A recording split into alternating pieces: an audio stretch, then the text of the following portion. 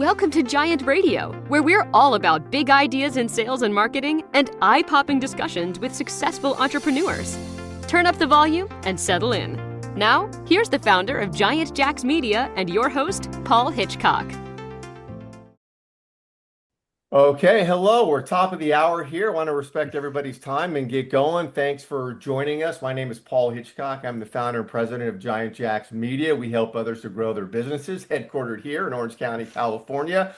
And this is Giant TV. This is my channel where I have amazing entrepreneurs doing really cool things. And certainly Leo and Jane Scott are two of them. Welcome, both of you. Thank you.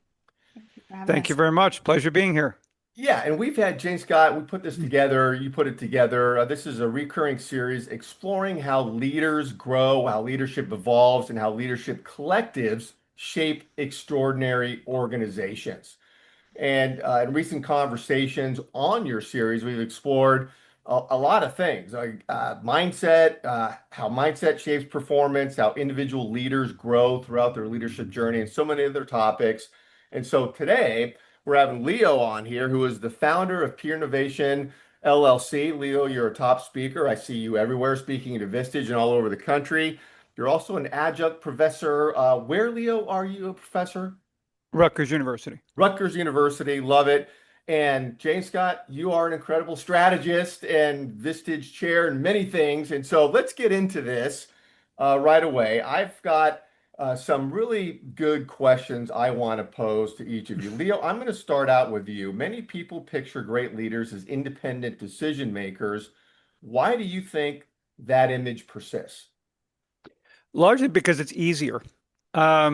We tend to look at companies, right? We think about Steve Jobs leading Apple. We think about Elon Musk. We think about all of these leaders, and we tend to almost act as if that person is responsible for everything. When in fact, I would suggest that if it weren't for their incredible teams, we wouldn't even know who they are. So, at the end of the day, I think we just tend to use that as a bit of a shorthand, I think, when we think about companies and their leaders and the fact that they may act less alone than we think.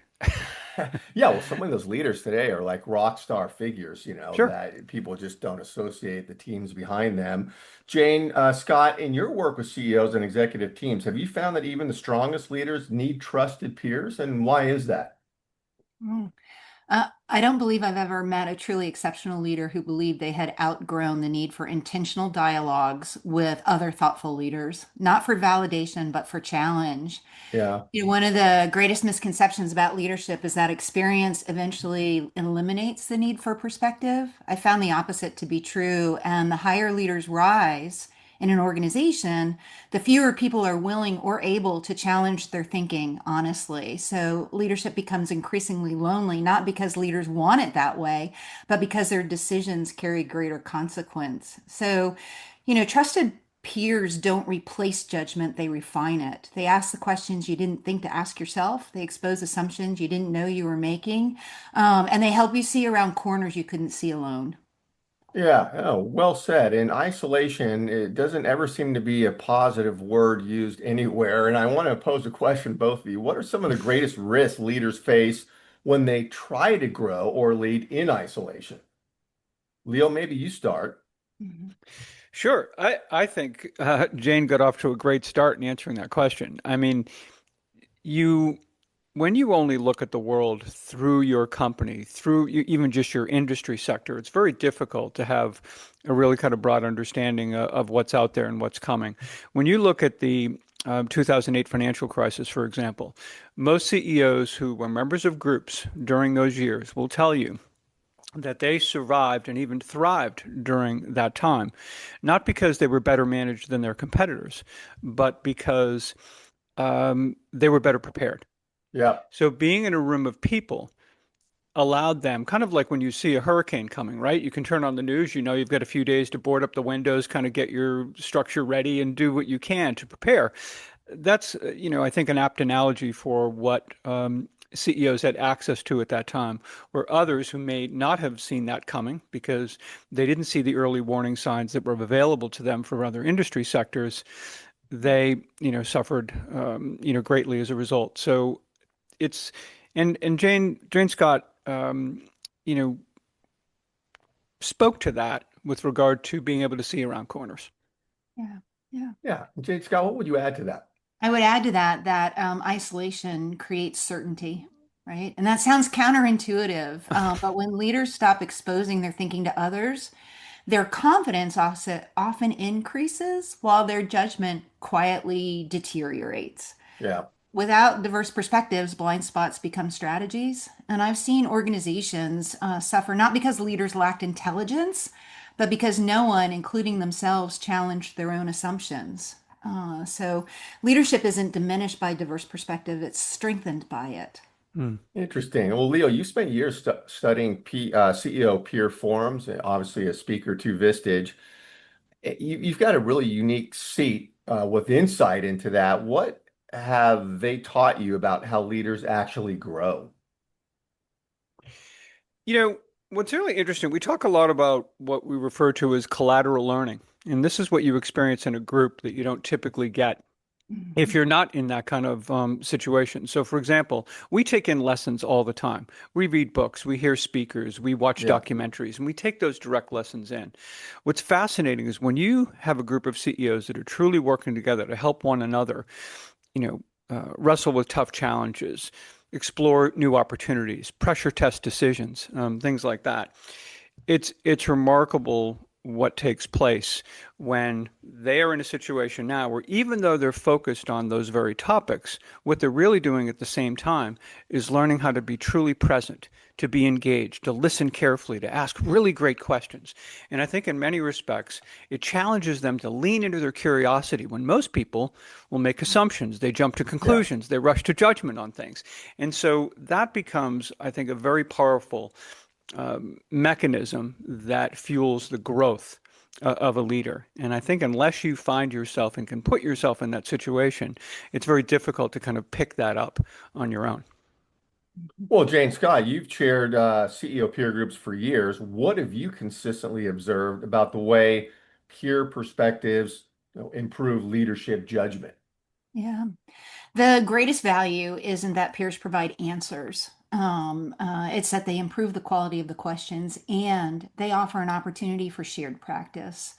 Vistage has a proprietary methodology, which I think is one of the biggest assets of the Vistage methodology, of the Vistage Yep. way, right? Let's call it the Vistage way, is issue processing. And when a CEO brings an issue before the group, the objective isn't consensus.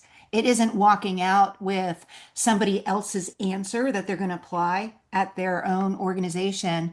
It's all about expansion. You've got different industries, experiences, biases, insights, failures, successes that you hear about. And collectively, those perspectives help the leaders see possibilities they couldn't generate alone, right? Yeah, and Jane Scott, I've heard you talk a lot about your peer groups, and in line with that, what is always remarkable to me is how these CEOs open up to each other. I mean, they lay it out on the ground. There's nobody's hiding anything, and you're not going to have them in the group if they're not going to open up and be vulnerable. Fair comment? Very fair. My members, the more successful members, are the ones that are seeking to be challenged, not protecting their image, or Yeah. looking for validation of what they've already done, right? And they understand at this point that they're facing challenges where there's no right or wrong answers, right?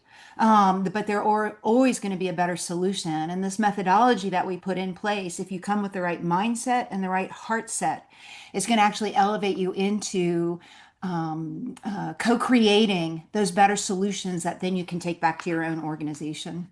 Yeah, it's so wonderful. And for both of you, Leo, we'll start with you. When executives face challenges for which there's no right or wrong answer, why are peer perspectives often more valuable than just, trying to find the one answer? Mhm. Because there's no right or wrong answer. That's probably the best. When you get right down to it, so often there are challenges that are brought to groups, and it isn't because the CEO left to their own devices wouldn't know what to do. It's the recognition that because there are other people in the room that have a different lens on things. So, for example, someone may come to the CEO position, maybe it was through marketing, or it might have been through HR, it might have been through finance, right? To be in a group of people where, let's say, if I came up through marketing, I'm never going to see the world the same way as the CFO does, or who grew to be CEO from there, or as an engineer, or an HR person from that perspective. So the more that I can get those perspectives, those points of view contributing to the conversation, the more that we come to understand sometimes there is more than one right answer. Sometimes there is a way to look at the exact same question very, very differently. And I think when we avail ourselves of those perspectives, it just really broadens, our ability to, I think, be open. And I think that's really important. The Yeah. moment we have all that certainty, that's when we should really start asking ourselves some more questions. Jane Scott, what do you think? So I love what Leo just said, and to build on that, I think the stronger leaders really look to develop and refine wisdom and discernment over certainty, right? Peers don't eliminate ambiguity, but they help the leaders navigate through it. And I think their experiences become lenses rather than prescriptions. And yeah, if that's the goal, not to prove that you've been right or wrong, not to leave with the right answer, but to understand that I have a better solution that I can put in place because it has been pressure tested, it has been built on challenging my own biases, my own experiences. Then then you actually are moving towards that discernment that allows you to navigate seas, stormy seas. Yeah, yeah. Well, this next one point, I love this one, and because it's so it's analogous to a lot of things I believe, and it's about and James, going to start with you is you've often said leadership that leadership isn't learned primarily through instruction, it develops through shared practice. For me, I just got to say that means I wholeheartedly believe in that, where someone can tell you something, you can t be taught something until you're in the trenches, in the gutter doing it, is really when things sink in. So, what does that mean to you? Yeah. So shared practice, and I won't get too deep into the definition, but for me, shared practice is the mechanism that moves leadership from concept to capability, right? It's an intentional process of leaders developing judgment together by bringing real leadership challenges into a trusted community, testing those ideas, reflecting on the outcomes, and applying those lessons back into practice.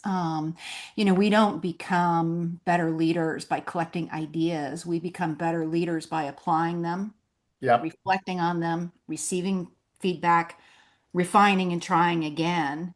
I think shared practice also creates an accountability. It offers reflection, growth through experience. That's why the right peer groups are so powerful. They're the laboratories where leadership is continuously practiced. Well, and Leo, how have you seen shared practice come to life within high performing peer forms? I mean, you're all over those everywhere. What are you taking away from that? Well, when I watch really great chairs like the Jane Scotts of the world and others who are leading groups, they do such an amazing job of not just asking the surface questions, but digging a little deeper. And, Jane Scott also pointed out this idea of judgment, right? Even when we're in a room and we have access to all these perspectives, we still are typically, many CEOs are still operating with incomplete information. It just happens, the nature of Yeah. things.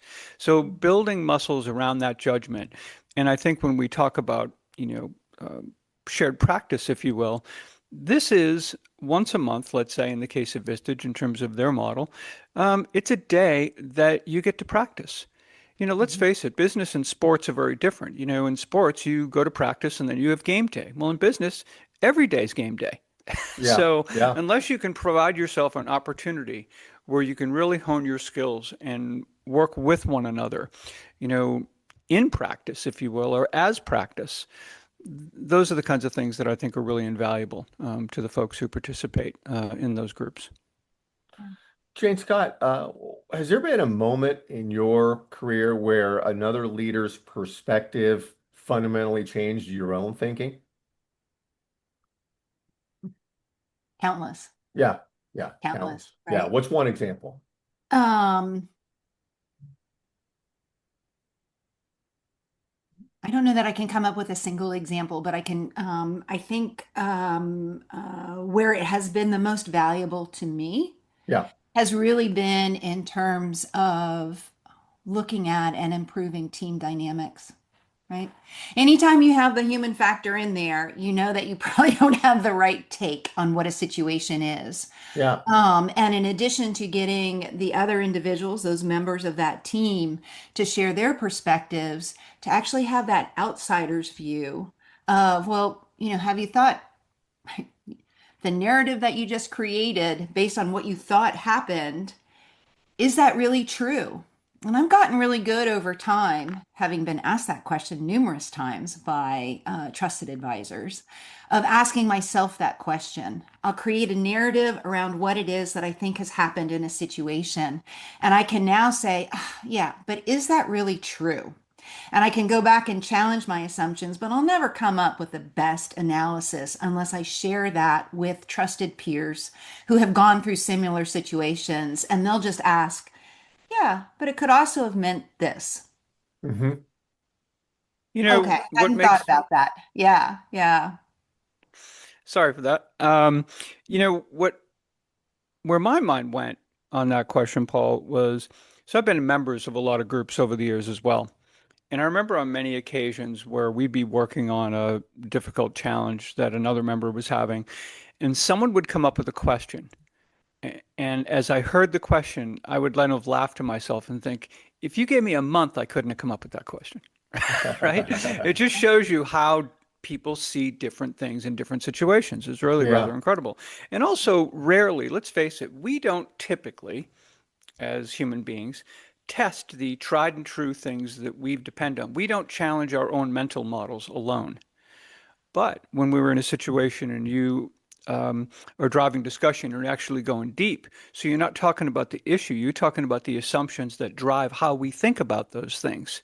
Mm. That lends to a deeper discussion oftentimes. And I think that's really powerful in terms of what leaders are able to do and how leaders are able to evolve and change. And I think be open to have that beginner's mind. And I think it's one of the most extraordinary um, dynamics of seeing what a group is capable of. Yeah. Yeah, I'll just close out my thought with that as well. It's the moments when someone asked a question I wasn't asking myself. The Mm. questions are more transformative than the answers. Great insight. Leo, your work suggests that something larger than individual learning happens inside exceptional peer communities. How would you describe that? So, well, I kind of touched on it a little bit in terms of not just that intentional learning, but that collateral learning in terms of what we learn from how we learn. But what really happens also is any CEO who's been a member of a group for a while will also tell you that whatever they are learning, particularly those collateral learning behaviors, one of them being I pause and lean into my curiosity versus make assumptions. Okay. Human beings typically are bad when it comes to gaps in information. We fill it with our own narrative pretty quickly Oh, if we don't start asking questions. So what tends to happen is while people learn to lean into their curiosity in a group meeting, which helps them be more valuable to one another, typically that CEO will start modeling those behaviors back at their companies as well. And then what starts to happen? Their direct reports start doing the same thing. And hmm. so it kind of extends the reach of that learning, I think, in a very powerful way. And that's what I really love to hear those stories when CEOs come back and talk about that people are impacted by what happens in a group and they've never even been in the room. Yeah. Yeah. Well, Jane Scott, collective wisdom. I think you've touched on this. What does that phrase mean to you? Yeah, collective wisdom emerges when individual intelligence is placed in service of something larger than individual success. It's not simply gathering smart people, it's creating the conditions. And this is where I find my role as a chair is most significant and where I work very hard to develop the capabilities, creating conditions where everyone contributes their best thinking, remains open to changing their mind, and is committed to finding the best answer, not proving that they already have it. right? Yep. I believe that collective wisdom belongs to the room, not to any one person, myself included. Yeah. And Leo and uh this is interesting because personalities can be really good or toxic in situations, but what role do humility, curiosity, and trust play in building collective wisdom? That's the ball game right there. You just Yeah. described one, two, and three. When you really get right down to it, it's so important. We have to have some humility. We have to be open to learning. We have to recognize that none of us knows everything. We have to understand that we can learn something from every person we meet, Mhm. and not just in that CEO room. And I think once we start developing that mindset, that becomes very powerful in terms of our willing to be open to the way we express ourselves, but also open to learning as well. Mhm. Yeah, and I know Jane Scott, this gets into when you're building the peer groups, is you've got to have the right personalities in there. And like you said, just a minute earlier, people got to be open, right? They got to be open to being vulnerable and getting in there. Yeah, not only open, I think they also need to be identifying in. And I'll get to that in a second, but I do think that those three characteristics, as Leo said, and just to reiterate, because they're so important and they're foundational, without those three qualities, you basically have people exchanging opinions, right? Yeah, But with them, you have them developing that wisdom together, right? Humility allows me to admit I don't see everything. Curiosity invites me to learn from others. And trust gives me the confidence to expose unfinished thinking. What I meant by saying identifying in is it's very easy to come in and start recognizing where your situation, your organization, your experience, your level of understanding is different than what's in the room, right? So not only do I look for members who are humble, curious, and trusting, willing to trust. I also look for those that are leaning into the group. And just as Leo had so beautifully said, I can learn from anyone, right? And that is my goal today coming into these rooms, is whoever's in the room, there is something of value I can take away and something of value I can offer that builds us towards that collective wisdom. yeah. Paul, Go you ahead, brought up something though, if you don't mind, I just want to pick up on this notion of different please. personalities in the room. Mhm. Um, there's another fantastic collateral opportunity, right? We're not all the same, and we have to learn how to respect and how to listen to one another. And it's very powerful when you think about, what that can look like, and how people tend to, again, listen. They lean into your curiosity. Oftentimes, when we meet people in the workplace, we could be at any level. When we Mhm. find something, we may not hit it off with them initially, or maybe something happened.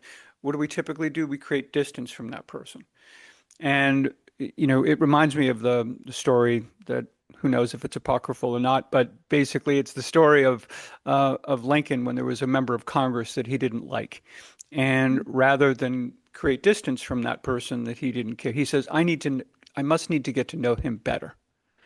And so recognizing that I need to go look for the good in that person. I need to look for something that may represent why someone voted for him in that Yeah, position that I don't yet understand. And that's a really powerful thing when you think about it. it is. And that happens among CEO groups too. They're not all the same. There's a lot of very strong personalities there, but they really develop, I think, some great skills about how to work well with one another and how to appreciate one another. Mhm. Yeah, because members, when they come into your group, Jane Scott, they've they've got to bring something to the table too, right? I mean, there's an accountability for them. They cannot be the person in the back row, like, mouse mentality, right? I mean, they got to participate. Yes.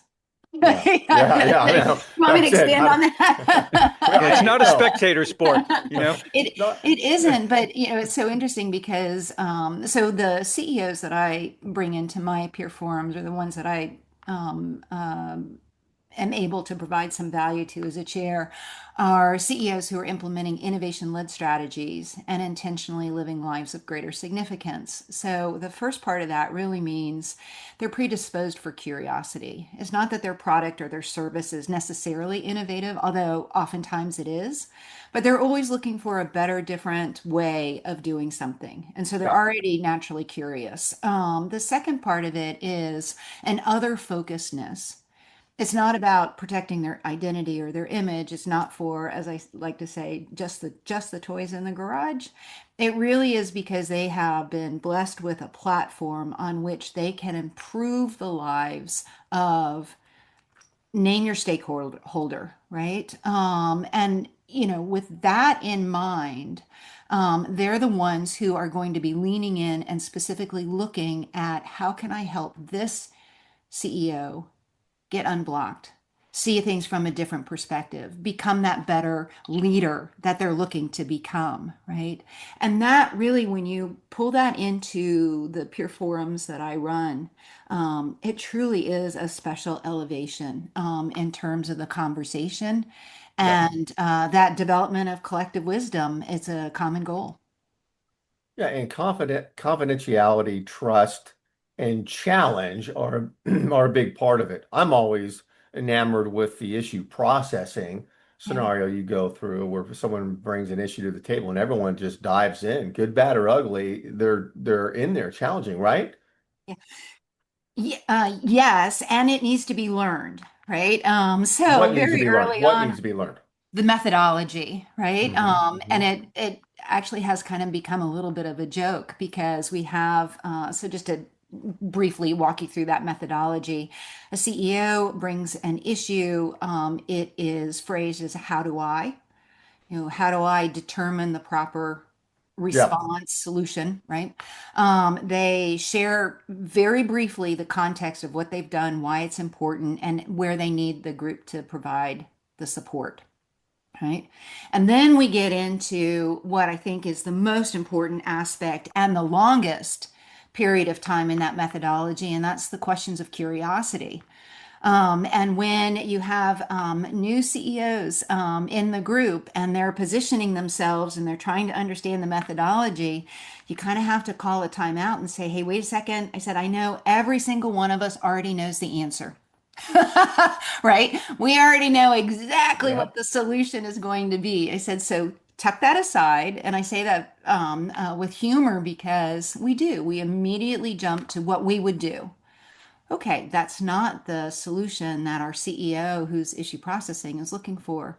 They're Yep. looking for help in developing a solution that's right for them in the context Hmm. that they know about that will never, in 40 minutes, an hour, have an opportunity to understand. And so it's a methodology that gets learned and supported with what are those correct open-ended questions of curiosity?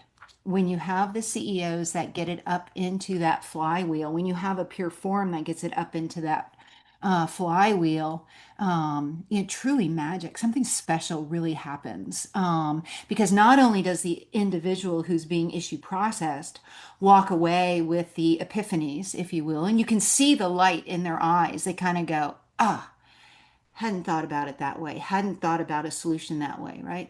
But you also have everybody else, and this is the collateral learning that Leo is talking about. You have everybody else that walks away having become wiser, having developed more discernment, having developed a different approach to something that they didn't even realize that they were grappling with on their own home turf.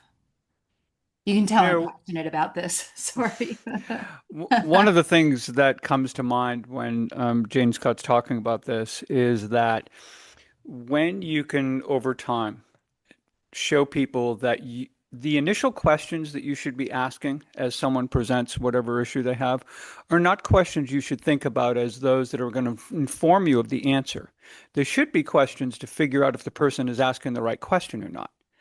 Because all too often, if because quite frankly, you give someone the right answer to the wrong question, you can totally take a conversation off the rails or totally provide them with something that isn't really helpful at all. And I think on the challenge front, it's not only learning what it looks like in the context of issue processing. But it's also having enough psychological safety among the members where they trust each other's intent. They give each other the benefit of the doubt. These are not rehearsed conversations. So Paul, you might challenge me in a meeting in such a way which doesn't land perfectly, right? And I'm thinking, ooh, like that could have been stated a little differently. And you may Yeah. realize that in the moment also. But what I know is the reason you're challenging me is that you care about me. Otherwise, Yep. why am I even getting involved in the conversation from your standpoint, right? So Yeah. you're leaning in, trying to help me what I've already expressed I want for myself.